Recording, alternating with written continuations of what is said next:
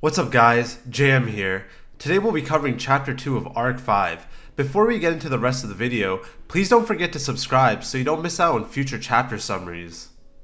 Chapter 1 concluded with Mimi inviting the Emilia camp to a party hosted by Anastasia. Currently the purpose of the party, or if any other camps aside from Emilia's are invited, is unknown. Chapter 2 begins by picking up from where we left off. Subaru is confused by Mimi's definition of party. Knowing Mimi, she is the type to exaggerate, especially when excited. In Arc 3, during the battle against the witch cult, Mimi was so excited to be fighting with her brothers and Ricardo, even announcing that they're the super strongest around. But we all know they are no match for Reinhardt. Subaru, still surprised by an invitation to a party hosted by Anastasia, asks Mimi what the party is for and if there's anything to celebrate. However, Mimi is so excited for the party that she tells Subaru it doesn't matter since everyone is going to be busy eating food and getting drunk. Mimi, continuing to ignore Subaru's questions, proudly begins telling him how she's an adult again at the age of 15 and can drink alcohol, even though she's still the size of a toddler. Subaru, giving up on getting an answer from Mimi, reminisces about Japan, where the legal drinking age is 20 years old and over. While in the ReZero world, children begin transitioning to their adult lives at the age of 15. Subaru turns to Petra, who happened to fit in that category, to ask her what is expected for boys and girls of her age. Petra informs him that boys begin leaving their houses and starting their careers at the age of 15, while most girls begin getting married or end up finding work, like herself. While the two were talking, Beatrice was forced to play with the energetic Mimi. Mimi eventually let go of Beatrice, but not without messing with her hair first. Subaru notices that Beatrice is exhausted from her short playdate with Mimi and walks over to her. Beatrice demands Subaru to carry her for her reward for being a part of his training and being manhandled by Mimi. She puts her arms out, reaching for Subaru. He picks her up and cradles her, similar to how a father holds his baby. Mimi, seeing Beatrice get special treatment from Subaru, demands that Subaru holds her too, like the baby he's holding right now. Subaru, even though he's more muscular than he used to be, declines as he isn't physically capable of holding two girls at once. The small, orange kitten was not pleased by his response and begins throwing a fit, complaining how it's not fair. However, Mimi realizes that she can just climb on Subaru and begins to do so. Subaru yells at her to get off before they all fall over. He calls Petra to help with getting Mimi off of him. Petra, jealous of Beatrice and Mimi, asks Subaru if he minds if she can climb him too.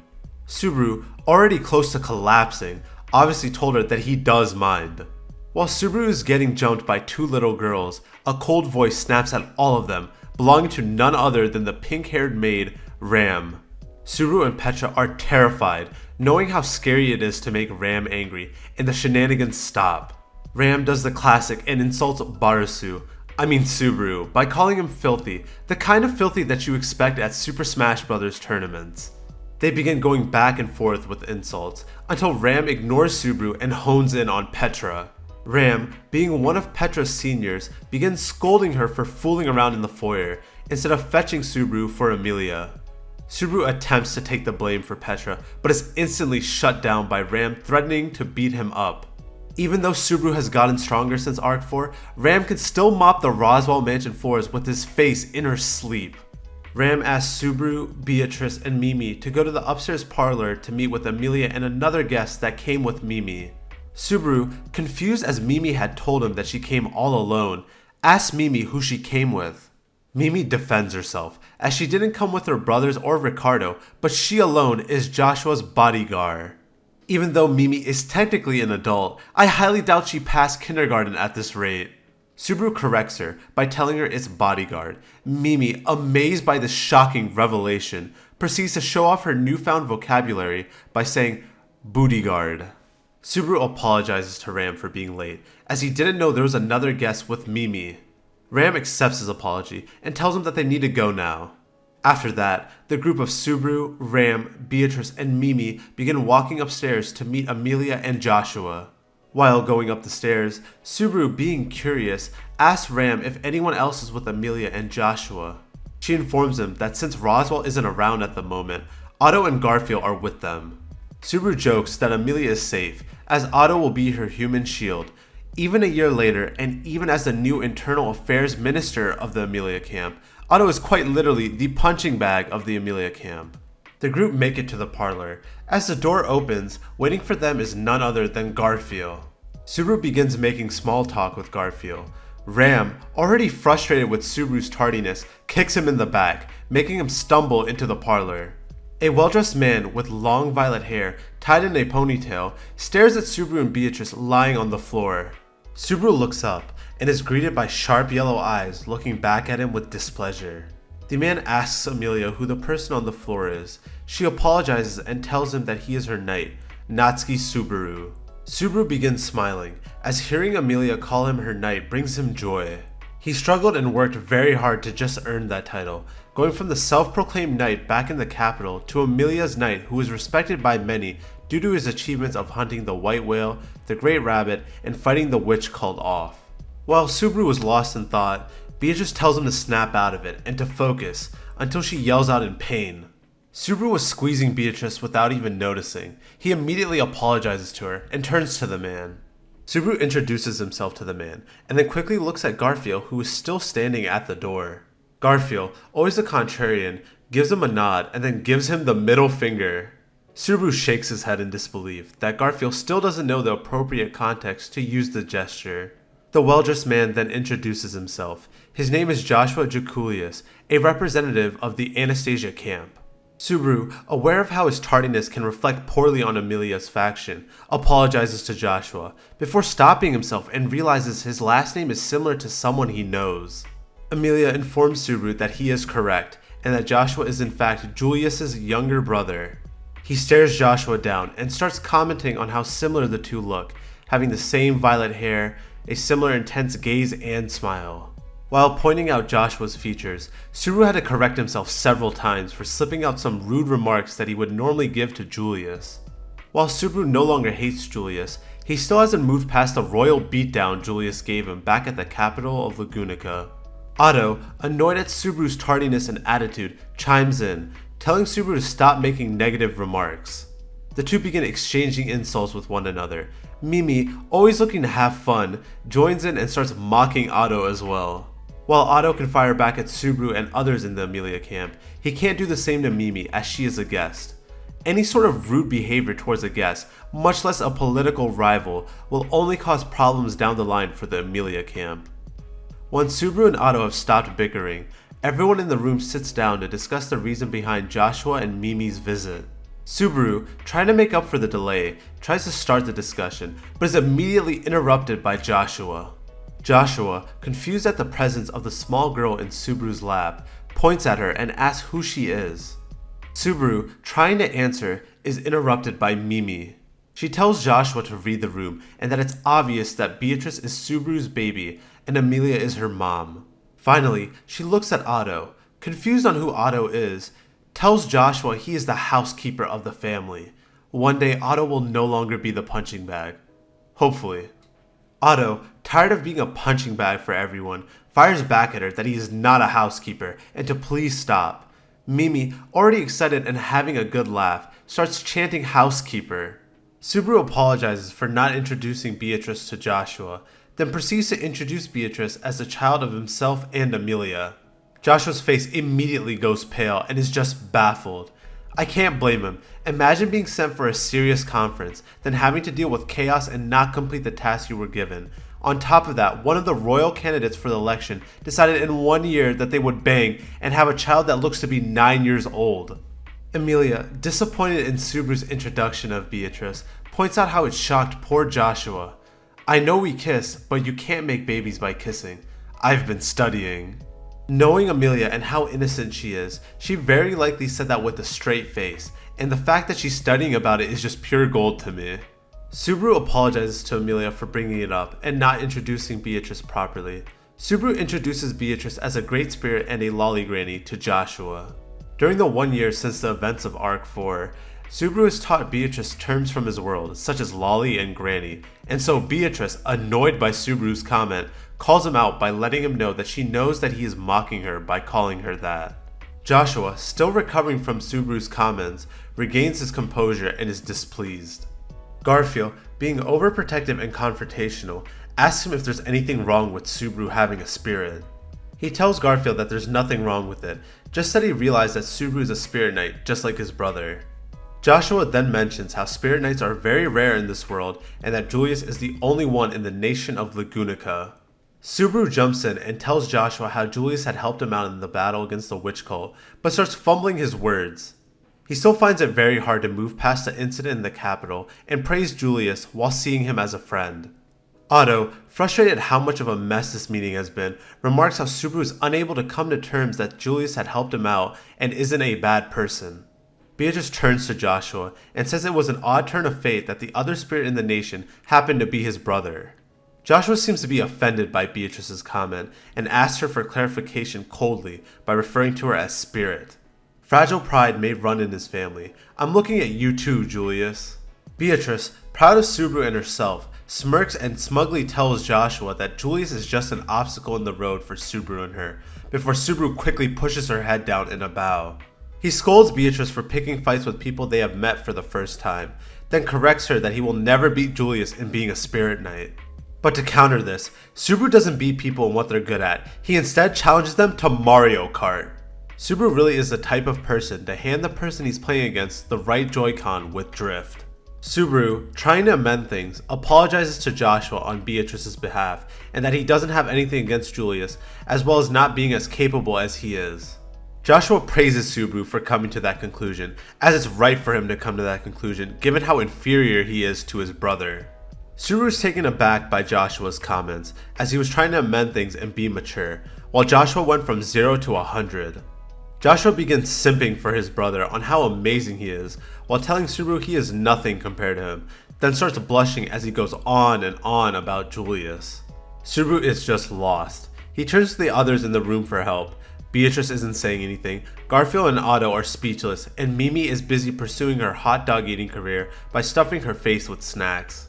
Emilia then breaks the silence, and finds it cute how much Joshua loves his brother. Joshua, embarrassed by his actions, panics as he realizes he became a tier 3 simp for several minutes, then apologizes to everyone for changing the topic. Emilia, smiling and intrigued, tells Joshua that it's okay and that she would actually like to hear more about Julius. His face lights up as it's another opportunity for him to simp for Julius. Right before Joshua can continue simping, Subaru, already fed up with the shenanigans, interrupts him and reminds him that they still haven't gotten to the point of this meeting. He then calls out to Otto and Garfield for approval. The two of them wanted nothing to do with this, so they were blindsided by Subaru dragging them into the conversation. Otto and Garfield then nod in agreement. Joshua, agreeing with Subaru, apologizes once again for his actions. Emilia then asks Joshua what their visit here is all about. Joshua tells Emilia that he is here on the behalf of Anastasia to invite Emilia and the rest of her faction to Pristella. A little more about Pristella, also known as the Watergate City, is a popular tourist attraction on the border of Lagunica and Kararagi. Emilia looks to her knight for advice on the situation. Subaru, understanding the cue, asks Joshua why Anastasia wants Emilia and the others to go to Pristella.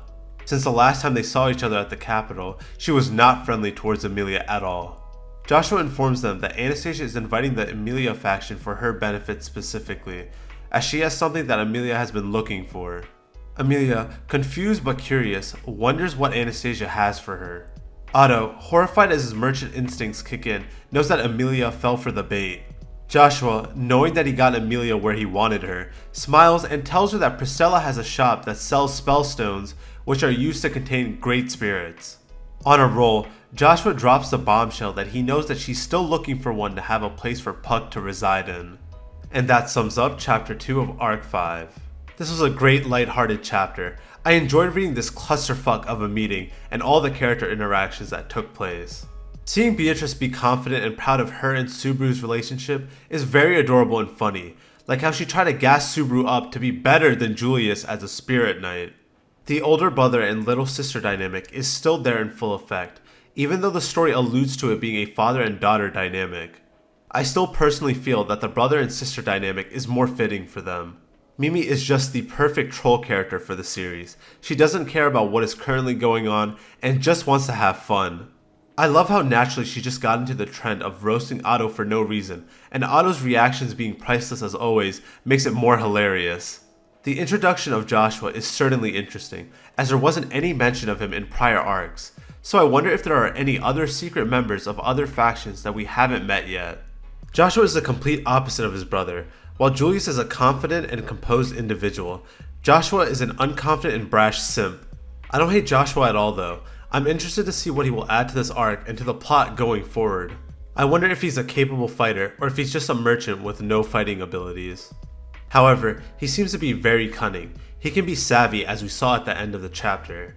I wonder how Anastasia found out that Puck is no longer at Emilia's side, as the Emilia faction had basically been keeping to themselves for an entire year. Finally, the stage for Arc 5 has been set. It will be taking place in the city of Pristella. I'm interested to see what will happen in the city and what kind of obstacles Subaru will have to overcome there. We still haven't found out if any of the other factions will be going to Pristella as well. I wouldn't be surprised if they did. I also wonder if Puck will return by the end of this arc, now that Joshua has brought him back up. Alright, now to get into 3 theories or predictions of the last video's comment section. The first one is coming from Spectrumix. They said, I wonder what Anastasia has up her sleeve. She has been shown to be an incredibly shrewd person, both in business and how she deals with people up until now, so I can't imagine she's just inviting Emilia's camp over for no reason at all. Given that Anastasia is Emilia's rival, and that Emilia's camp is starting to grow both in how widely they are known for killing the rabbit and the whale, and in how well liked they are by their communities, I bet Anastasia is inviting them over to create some sort of impossible situation to embarrass them, so that she can undermine Emilia's chances for becoming the ruler. It works perfect for her because if they solve the impossible problem, then Anastasia shares in the glory and one of her problems are maybe solved, and if it doesn't work out, then they kinda look dumb for fucking it up. It certainly is interesting to see what Anastasia has in store for the Emilia camp. I do agree with them that there is no way Anastasia is inviting the Emilia camp for some milk and cookies. I don't think it's anything hostile either. As we've seen, none of the royal candidates, aside from Pristella, is willing to hurt any of their rivals physically. Although it would be naive to ignore Anastasia's background as a merchant, which wouldn't rule out the possibility of her trying to force Emilia into a bad situation or have Emilia be in debt to her. Hopefully, we'll find out her true intentions in the next chapter. The second one comes from Cry. They wrote, this chapter is an entire year after the last time we see Subaru, which is slightly crazy. I like to think how so much could have changed outside of the main storyline with Emilia's camp. The current relationships of the other candidates and their knights piques my interest. Who knows how things might have changed for all of them and their plans for getting ahead in this campaign. Anastasia is a tricky character who I usually don't fully trust because of her previous acts with Subaru. I'm very skeptical of what she has called this party for. Another thing, with Beatrice's new reliance on Subaru, it will be interesting to see how their dynamic works. Maybe the lack of magic ability Beatrice has because of Subaru's mana reserve will cause some missed opportunities or bad situations to be stuck in that she's incapable of helping as efficiently as before. Yeah, I wasn't expecting a time skip, much less a year, to happen in between Arc 4 and Arc 5. We've already seen how much the Emilia faction has changed during the time skip, specifically Subaru. All the other factions were mainly absent from Arc 4, so I'm glad that Arc 5 is starting off with Anastasia's faction being heavily involved so far. I'd be shocked if nothing has changed between the other factions during the time skip. For example, Mimi is now an adult and is being sent out on her own. The Emilia faction has accomplished many feats during the royal election, such as defeating 2 great mob beasts and defeating the Sin Archbishop of Sloth. None of the other factions have any major accomplishments that we know of. They would be really stupid not to try and achieve some feats of their own, as they are currently playing catch-up. As I said earlier with Spectrumix, I agree it is very sus that Anastasia invited the Emilia camp for a party, and that she has something that Emilia wants. She certainly would want something in return before giving Emilia what she wants. Subaru and Beatrice's dynamic has already been interesting to read about. I agree with them on Subaru's mana reserve potentially limiting Beatrice's magic ability. If Subaru had a large mana reserve, he would become too strong and that would ruin his character arc. The third one comes in from Gifts. They said, great video. I'm really excited to dig further into some of the uncovered plotlines, especially Pandora and Hector, since we know so little. Subaru starting to train and become physically capable could be really useful in the future, and although I doubt he'll be getting anywhere close to any other major characters, he might be able to use it in a pinch here and there and maybe save himself from going through another loop. I'm still baffled at the quality of these videos. You'll deserve all your future subs. First, thank you for your kind words. I appreciate them a lot. I agree with them on potentially seeing uncovered plotlines be further explored in Arc 5. Pandora and Hector are characters that I would personally like to learn more about, as we have little to no information on them. There are so many questions that are unanswered, such as how does Subaru have the power of return by death, who is Pristella, and many more. Subaru learning parkour and getting physically stronger will certainly help him in future arcs. I look forward to seeing how it will pay off in this arc specifically. I also agree with them that even though Subaru is getting stronger, he will not be soloing any major antagonists anytime soon. With that being said, if you have any new theories or predictions, I'd love to hear about them in the comment section down below. I'll be reading all of the comments, then responding to and discussing new theories or predictions from this chapter in the next video. I plan on covering each chapter of Arc 5 and all future arcs. If you don't want to miss out, please consider subscribing. Thank you for watching, and I hope you have a great day.